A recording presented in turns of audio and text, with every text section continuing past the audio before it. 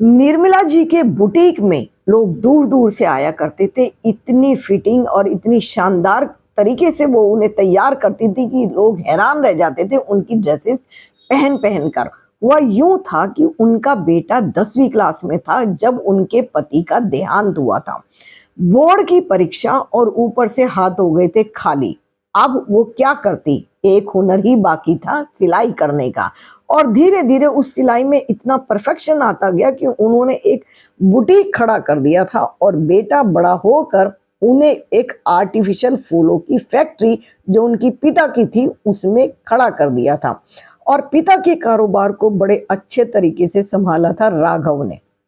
और आज वो दिन आया था जिसे हर माँ एक सपना देखा करती है।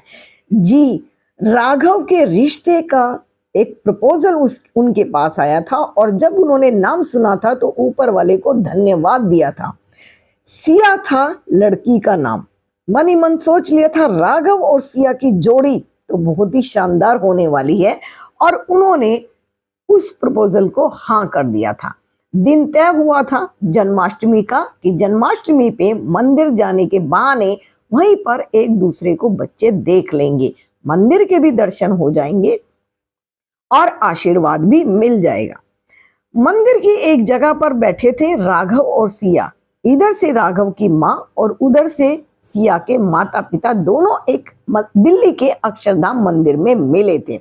क्या शानदार जगह थी जहां दोनों की बातचीत आज होने वाली थी। दोनों ने एक दूसरे को पसंद किया था और सिया भी बेहद सरल स्वभाव की थी, जैसे हाँ ना के अलावा कुछ जानती ही नहीं थी। राघव को सिया पसंद आ गई थी। दोनों बच्चे मंदिर में टहलने लगे थे और छोटे मोटे प्रश्नों की बातचीत के बाद दोनों ने एक दूसरे को पसंद कर लिया था। शादी का दिन आया था। बेहद ही सादगी से और बेहद सादे तरीके से दोनों का विवाह संपन्न हुआ था। राघव और सिया दोनों को ही तड़क भड़क ज्यादा पसंद नहीं थी। दोनों के विचार बहुत मिल गए थे। अब निर्मला जी के घर में आ चुकी थी सिया। निर्मला जी ने कहा, देख बेटा, हम तो दो ही हैं, अब ये घर तुम्हारा है। धीरे धीरे तुम इसे संभालना सीख जाओगी। ज्यादा झंझटों से मैंने इस घर को संभाला नहीं है। बहुत ही सरल तरीके से मैं अपने रूटीन को चलाती हूँ। मैं सुबह उठकर अपना चाय नाश्ता बनाती हूँ। राघव का चाय नाश्ता देकर ये अपनी ऑफिस चला जाता है जहां इसकी एक छोटी सी फैक्ट्री है इसके पिता की दी हुई। और मैं अपने बुटीक में चली जाती हूँ जहां मेरे पास 2-3 वर्कर्स काम करते हैं। उसके बाद हम दोनों शाम को आते हैं और खाना खाकर आराम से दोनों माँ बेटा सो जाया करते हैं। यही रूटीन आप धीरे धीरे सीख जाओगी। और सिया ने सिर झुकाकर हाँ कर दी थी। किसी भी तरह की कोई भी परेशानी तुम्हें नहीं होगी। जो तुम्हें पसंद है तुम बताओगी, जो हमें पसंद है हम बताएंगे। मिलजुल कर 3 ही लोगों का तो परिवार है, अच्छे से चलाएंगे। सिया खुश हो गई थी अपनी सास निर्मला देवी के विचार सुनकर। अगले दिन सुबह रसोई में थी निर्मला जी। उन्होंने सिया को सोते से नहीं जगाया था। सिया खुद भी हैरान थी और उन्होंने कहा था कि नहा धोकर आओ, रसोई का पूजन करा देते हैं ताकि हमारे ऑफिस और बुटीक जाने के बाद तुम अपना चाय नाश्ता ले सको, कोई दिक्कत ना हो। उन्होंने हल्का फुल्का सा सिया से पूजन करा दिया था और उसमें एक सूजी का हलवा बना दिया था मीठे के तौर पर। तीनों के तीनों खुश होकर रहने लगे थे। बेहद ही शांत प्रवृत्ति की थी निर्मला जी और जितना उनका सरल स्वभाव था उतने तरीके से वो बहू के साथ भी रह रही थी। और उन्होंने कहा था, सुनो, कुछ तुम्हें आता होगा, कुछ मैं सिखा दूंगी। अगर तुम्हें कुछ नहीं आता तो परेशान होने की बिल्कुल भी जरूरत नहीं है। मिलजुल कर हम दोनों काम कर लिया करेंगे। अब तो और भी ज्यादा आसान हो गया था सिया के लिए। धीरे धीरे रसोई में खड़े होकर वो अपनी सास के साथ काम किया करती थी। सास सब्जी बनाती, आटा गूंथती तो फिर कहती कि बेटा रोटी को इस तरह से बेलना है, सब्जी को इस तरह से काटना है और 2 आदमी तो हैं, तो मैंने घर में कोई काम वाली लगाई नहीं है, पीछे से कौन काम कराएगा। अगर तुम्हें लगेगा तो हम उसको भी रख लेंगे। सिया ने कहा था, मम्मी जी इसकी कोई जरूरत ज्यादा पड़ेगी नहीं, मैं भी क्या करूंगी, मैं भी तो घर में ही रहती हूँ, मैं कौन सा बाहर जाती हूँ। अब एक दिन सिया की मम्मी का फोन आ गया था और सिया ने बेहद तारीफ की थी राघव की और अपनी सास की। सिया की माँ को उधर से शायद कुछ ज्यादा अच्छा नहीं लगा था और सिया की माँ ने कहा था, देख बेटा, अभी शुरुआत के दिन है, ज्यादा दिन कहाँ हुए हैं, आगे आगे देखना, सारा का सारा काम तेरे सिर के ऊपर डाल देंगे। सिया ने ज्यादा इस बात पर ध्यान नहीं दिया था। अब 2-4 दिन के बाद फिर फोन आ गया था। क्या कर रही है बेटा? कुछ नहीं मम्मी जी, कपड़े धोकर सुखा रही हूँ। मैंने तो तुझे पहले ही कहा था कि धीरे धीरे देखना, सारा का सारा काम का बोझ तेरे ऊपर आ जाएगा। मम्मी, 3 ही लोगों का तो काम है, मैं पूरा दिन खाली रहती हूँ। राघव अपनी फैक्ट्री में चले जाती है, मम्मी अपनी बुटीक में चली जाती है, शाम को आती है, कभी भी आकर ये नहीं कहती है कि मुझे 1 कप चाय बनाकर दे दो। आकर सीधे रसोई में घुसती हैं और अपनी 2 कप चाय बनाकर वो मुझे भी देती हैं और खुद भी पी लेती है। बेटा, ये शुरुआत के चौंचले हैं, तुमने दुनिया देखी नहीं है। उनका नाम ही निर्मला है, लेकिन मुझे लगता कुछ ऐसा नहीं है। उधर से उनकी माँ बोल रही थी और समझ में नहीं आ रहा था सिया की कि मम्मी कहना क्या चाहती है। बीच बीच में सिया की माँ का फोन आ जाया करता था और अब सिया को लगने लगा था कि जैसे उनकी माँ कुछ ठीक ही कह रही हैं, जबकि निर्मला जी ने किसी भी तरह के काम का बोझ उनके ऊपर नहीं डाला था। अब एक दिन सिया को रसोई में चक्कर आ गए थे। इत्तेफाक था कि उस दिन निर्मला जी भी घर के अंदर थी। जैसे ही उन्हें चक्कर आए तो वो उन्हें तुरंत एक गाड़ी में ले जाकर डॉक्टर के पास लेकर गई थी और वहां उन्होंने कहा था कि मुबारक हो, आप माँ बनने वाली हैं, आप दादी बनने वाली हैं। दादी तो फूली नहीं समाई थी, उन्हें लगा था कि अब तो मेरा पोता जैसे जल्दी से जल्दी मेरे हाथों में आ जाएगा, जैसे मेरा नन्हा राघव मेरे हाथों में खेलेगा, और वो बहुत खुश हो गई थी। लेकिन उधर सिया का जैसा चेहरा उतर गया था। सिया ने कहा था, मम्मी जी, अभी मैं इस बच्चे को नहीं चाहती हूँ, मैं नहीं चाहती हूँ, मैं सोचती हूँ अभी 2-3 साल मैं ऐसे ही एंजॉय करूं। अभी तो मेरी शादी को दिन ही कितने हुए, 6 महीने भी मेरी शादी को हुए नहीं है, मैं इसे नहीं चाहती अभी से दुनिया में लाना। राघव की माँ का चेहरा उतर गया था तो उन्होंने कहा, सिया मेरी बात सुन बेटा, जो आ रहा है उसे आने दो, और सुनो, तुम राघव से पूछे बिना कोई भी फैसला जल्दबाजी में मत लेना। हो सके तो इसे दुनिया में आने दो, मैं खुद पाल लूंगी, तुम क्यों परेशान होगी। तब भी सिया ने कह दिया था, नहीं मम्मी जी, मैं इस बच्चे को बिल्कुल भी नहीं रखूंगी। लेकिन उसकी माँ उसे घर लेकर वापस आ गई थी। सिया ने रात को अपने पति के साथ जैसी बात की थी, पति पहली बार तो फूला नहीं समाया था कि वो बाप बनने वाला है, हम 3 से 4 हो जाएंगे और नन्हा सा एक छोटा सा बच्चा हमारे आंगन में खेलना शुरू करेगा, तोतली आवाज में बोलेगा। सालों से तरस गए थे हम इन खुशियों को, जो ये खुशियां हमारे घर में आने वाली थी। लेकिन सिया ने कुछ और ही कहा था। राघव की बात इतनी बढ़ गई थी कि राघव को गुस्सा आ गया था और उन्होंने खींचकर सिया को एक जोरदार चाटा मार दिया था। लेकिन थोड़ी देर बाद ही उसे लगा था कि उसने कुछ गलत कर दिया है और उसने सिया से माफी भी मांग ली थी। लेकिन सिया को लगा था कि मेरा अपमान हो गया। तब राघव ने फिर कहा था, सुनो, तुम इसको आने दो, ये मेरा बच्चा है और दुनिया में आकर ही रहेगा। अगर ये दुनिया में नहीं आया तो तुम सोच भी नहीं सकती कि तुम इस घर में नहीं रहोगी। लेकिन सिया को तो जैसे लगता था कि उसकी माँ आजकल उसके सिर पर हावी हो चुकी है, उसके दिलो दिमाग पर सिर्फ उसकी माँ हावी थी। माँ का फिर फोन आया था और उसने माँ को बताया था कि माँ, मेरी रिपोर्ट इस तरह से आई है। और माँ ने कहा, बेटा, तुम्हें ये अभी से ऐसे बंधनों में बांध देंगे कि तुम अपनी जिंदगी जीना भूल ही जाओगे, सारा दिन सुसु पोटी में ही लगे रहोगे और तुम्हारी अपनी लाइफ कोई भी नहीं रहेगी। अब तो सिया का दिमाग बिल्कुल खराब हो चुका था, लेकिन उसे राघव की बात पर भी यकीन हो गया था कि राघव उसे घर से निकाल भी सकता था। थोड़े दिन और बीते थे और वो डॉक्टर ने कहा था कि बेड रेस्ट तो करना है, लेकिन थोड़ी सी घूमना फिरना भी जरूरी है। लेकिन सिया उन किसी भी बातों को नहीं मान रही थी जो डॉक्टर ने उससे कहा था। एक दिन वो भरी बाल्टी उठाकर चलने लगी थी सीढ़ियों के ऊपर, तभी सास ने टोक दिया, बेटा, वजन नहीं उठाना, डॉक्टर ने मना किया है। किया है। लेकिन सिया को ये बात बहुत चुभ गई थी और तभी राघव आया था और राघव को जैसे ही माँ ने बताया था, राघव फिर गुस्से में आ गया था और उसने कहा था मेरे बच्चे को अगर कुछ भी हुआ तो मैं इसे बर्दाश्त नहीं कर पाऊंगा, सोच समझ लेना। वो कभी भी नहीं बताया करती थी कि मेरी माँ मेरे दिमाग में क्या भरा करती है। और आखिर जब फिर बात बढ़ गई और फिर से उसने एक जोरदार झन्नाटेदार थप्पड़ सिया को मार दिया था। ऐसा 2 बार हो चुका था और इस बार सिया ने फैसला कर लिया था कि वो घर में रुकेगी ही नहीं। बैग के अंदर 4 जोड़ी कपड़े डाले थे, कैब बुक करी थी और सीधा अपनी माँ के पास पहुंच गई थी। 2 दिन बाद राघव उसे लेने पहुंचा था कि शायद गुस्से में वो उसे माफ कर देगी और घर वापस आ जाएगी। लेकिन हुआ कुछ और ही।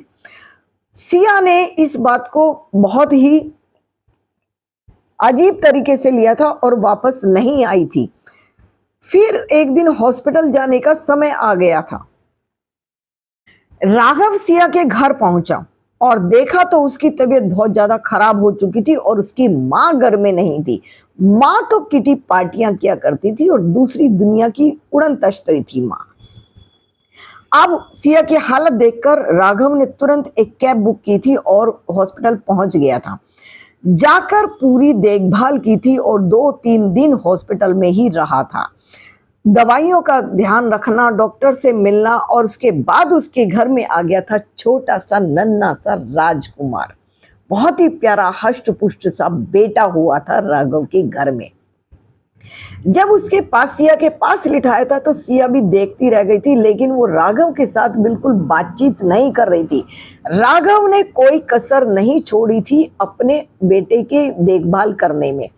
उधर उसकी सास भी हॉस्पिटल आ गई थी और उसने साफ और स्पष्ट शब्दों में कह दिया था राघव ने कि मेरा बेटा सिर्फ मेरे ही पास रहेगा, मैं अपने बेटे को बिल्कुल भी नहीं दूंगा। इधर सिया की माँ ने एक शर्त रख दी थी कि पहले पूरा हिसाब किताब इसका बकाया कर दिया जाए और उसके बाद तलाक लिया जाएगा। बेटा तब दिया जाएगा जबकि पूरा उसका हिसाब किताब दिया जाएगा जो शादी में लगा था। राघव ने हाँ कर दी थी क्योंकि उसने अपना बैंक बैलेंस और अपनी माँ का बैंक बैलेंस निकाल कर उनके हवाले कर दिया था। राघव सिया की माँ बेहद खुश हो गई थी उन पैसों को देखकर और सिया चुपचाप बिस्तर पर लेटी हुई थी। वो ये भी नहीं कह पा रही थी कि उसकी माँ ने उसके साथ क्या कर दिया है। ये कौन सा वनवास दिलाने वाली थी उसकी माँ। अब राघव ने अपना बेटा लिया था और सिया को वहीं पर छोड़कर अपने घर आ गया था। घर आकर उसकी माँ ने जैसे फूल और नहीं समाई थी कि पोता उसके घर में आया है। दूध की बोतल, छोटे छोटे कपड़े, माँ और बेटा लग गए थे। उधर अपनी फैक्ट्री में वर्करों से कह दिया था कि सारी इंस्ट्रक्शन देते हुए कि आप कामकाज को संभाल लेना। माँ ने कहा था कि मैं देखभाल कर लूंगी बेटा, तू कितने दिन अपनी फैक्ट्री से छुट्टी लेगा। तो राघव ने कहा था मैं अपने बेटे को अपनी आंखों के सामने बड़े होते हुए देखना चाहता हूँ। मैंने बहुत काम किया है माँ, मैं आगे भी करूँगा, इसके लिए मुझे सब कुछ करना है, लेकिन मुझे इसकी पल पल की मुस्कुराहट देखनी है। इधर सिया अपने घर पहुंची थी और घर पहुंचकर जब उसने देखा था कि उसके बराबर में बेटा सोया नहीं है तो वो हड़बड़ा कर उठ गई थी। ये क्या हो गया था उसके मन के अंदर, ये क्या ढूंढ रही थी, वो क्या देख रही थी कि बेटा कहाँ चला गया। लेकिन उसे समझ नहीं आ रहा था कि उसे अंदर से ये बेचैनी क्यों हो रही है। उसकी आंखों में अपने आप ही आंसू आ गए थे।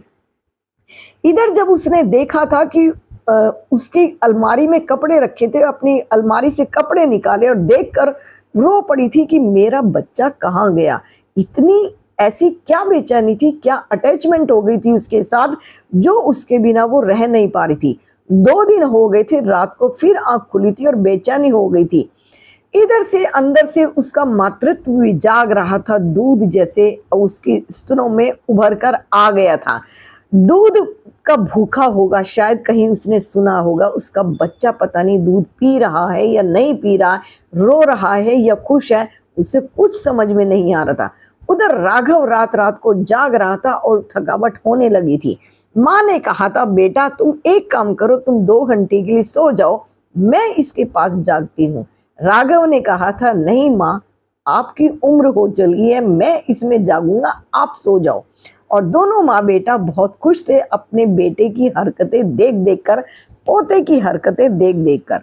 उधर तीसरा दिन हो चला था और सिया के अंदर बहुत ज्यादा बेचैनी बढ़ गई थी। उसकी माँ ने कहा था बेटा समय के अनुसार हर जख्म भर जाता है, लेकिन इस बार सिया ने अपनी माँ की नहीं सुनी थी। ये कैसा जख्म दे रही थी वो अपनी बेटी को, जो जख्म भर जाता है। औलाद को कभी कोई भूल पाया है क्या? और जिसको पहली बार देखा हो। एक अनजान सा खिंचाव था सिया के अंदर। उसने अपने बैग के में कपड़े डाले थे और माँ उसे रोकती रह गई थी। इस बार पिता ने उसका साथ दिया था और कहा था बेटा तुम अपने घर चली जाओ, अपना घर बसा लो, ये बहुत अच्छी बात है। इधर उसने कहा था कि मेरी माँ ने तो पैसे तक ले लिए उस घर से, मैं किस मुंह से जाऊंगी पापा, मुझे समझ में भी नहीं आ रहा। मैं तो भीख मांगने जा रही हूँ अपनी बेटी के कि वो मेरा बच्चा मुझे दे दे। पापा ने समझाया था बेटा वो पैसे तो तुम वापस लेकर ही जाओ। अब उस सिया की माँ के ऊपर जैसे छाती पर सांप लौट गए थे, पैसे को देना नहीं चाहती थी। सिया के पापा उस पैसे को निकाल कर लाए थे और अपनी बेटी के हथेली पर रख दिए थे। बेटा नहीं तो मेरे जीवन में मरते मरते तक मेरी छाती पर ये बोझ रहेगा कि अपनी ही बेटी का पैसा मैं खा गया। और इधर की सिया की माँ की आंखों में ऐसा हो रहा था कि ये पैसा क्यों जा रहा है। पैसे के चक्कर में अपनी बेटी का घर उजाड़ कर रख दिया था। इधर उसने बैग के अंदर पैसे रखे थे और अपने कपड़े रखे थे और एक टैक्सी करके सीधा अपनी ससुराल पहुंच गई थी। उधर राघव अपने बेटे को दूध पिलाकर मुस्कुरा रहा था। दरवाजे पर बार बार दस्तक की आवाज आ रही थी, बेल बज रही थी। उसने कहा आता हूं, मैं अपने बेटे को दूध पिला रहा हूं। जाकर दरवाजा खोला तो सिया खड़ी थी, उसके पैरों में गिर गई थी और कहा था मुझे माफ कर दो, मैं अपने बच्चे को देखना चाहता हूं। राघव ने कहा था आओ बच्चे को देखो, लेकिन यहाँ से बच्चा जाएगा कहीं नहीं, मेरा बेटा मेरे पास ही रहेगा। तब सिया ने कहा था मैं वापस जाने के लिए नहीं आई हूँ और पैसे निकालकर राघव के हाथ पर रख दिए थे। तभी निर्मला जी आई थी और निर्मला जी ने कहा था बेटा इन पैसों की कोई जरूरत नहीं थी, हमें नहीं चाहिए थे, हमने कोई सौदेबाजी नहीं की थी, हमें तो हमारा पोता चाहिए था, वो हमें मिल गया। इन पैसों को तुम अपने घर में ही वापस दे देना। हमें समझ आ चुका था कि तुम्हारे साथ कौन सा खेल खेला जा रहा है। ऐसी माँ भी कभी होती है, मैंने तो पहली बार अपने जीवन में देखा है। मैं शर्मिंदा हूँ मम्मी जी, मैं अपने ही घर में इतना प्यार पाकर भी समझ नहीं पाई थी कि इतना मान सम्मान तो किसी को किसी घर में नहीं मिलता है, मुझे माफ कर दीजिए। निर्मला जी ने अपनी बहू को गले लगा लिया था। अब उन्होंने अपने बेटे को उठाकर अपने सीने से चिपका लिया था और खूब जोर जोर से रोई थी सिया। राघव ने भी कहा था सुबह का भूला शाम को घर आए तो उसे भूला नहीं कहते, ये तुम्हारा बच्चा है, तुम्हें पता चला कि बेटा किसे कहते हैं। तुम्हारी माँ ने मुझे अपनी माँ से अलग कराने की पूरी कोशिश की थी, वो चाहती थी, उन्होंने मुझसे कहा था जो मैं तुम्हें बता नहीं पाया कि तुम अपनी माँ का साथ छोड़ दो, सिया के साथ रहो। जिसने मुझे पाल पोस कर इतना बड़ा किया, मेरे पिता के ना होने पर उन्होंने मुझे एहसास नहीं होने दिया, मैं अपनी माँ को कैसे छोड़ सकता था। और तुम्हें तो अभी 3 ही दिन हुए हैं, 30 साल तक जब तुम अपने बेटे को पालोगी तो फिर क्या कहोगी तुम कि बेटा कैसे पलता है। सिया समझ चुकी थी माँ और बेटे के रिश्ते को और माफी मांग ली थी और अपने बेटे को सीने से लगाकर उसे दूध पिलाने लगी थी। तो उसे एक बहुत ही संतुष्टि का महसूस हुई थी कि अजीब सी कशिश थी, अजीब सी संतुष्टि थी और प्रेम भाव उमड़ उमड़ कर आ रहे थे। अपने बेटे को बार बार उसके माथे को चूम रही थी, जगह जगह से चूम रही थी अपने बेटे को। अब राघव ने भी सिया को माफ कर दिया था। तो आपको ये कहानी कैसी लगी कमेंट्स में जरूर बताइए। कुछ माँ अपनी बेटियों को धीरे धीरे फोन के पर जो ये डोज देती हैं और जो उनके घरों को बिगाड़ देती हैं, अपने पति को तो वो नहीं छोड़ती हैं, अपना घर तो वो नहीं बसा पाती हैं, लेकिन वो जो मीठा जहर अपनी बेटियों के दिमाग में डाला करती हैं, ऐसी माताएं और बहनें प्लीज अपने बच्चों का घर बर्बाद करने से रोकिए। किसके आस पड़ोस में या किसके रिश्तों में ऐसी माएँ हैं, कमेंट्स करके जरूर बताइए। और एक और, ये रियल स्टोरी है, ये रियल बेस स्टोरी पहले जमाने की नहीं, आज की है ये रियल स्टोरी। तो प्लीज कमेंट्स कीजिए, शेयर कीजिए, सब्सक्राइब कीजिए और हो सके तो मेरी वीडियो को सब्सक्राइब कीजिए और खुश रहिए, मस्त रहिए, व्यस्त रहिए।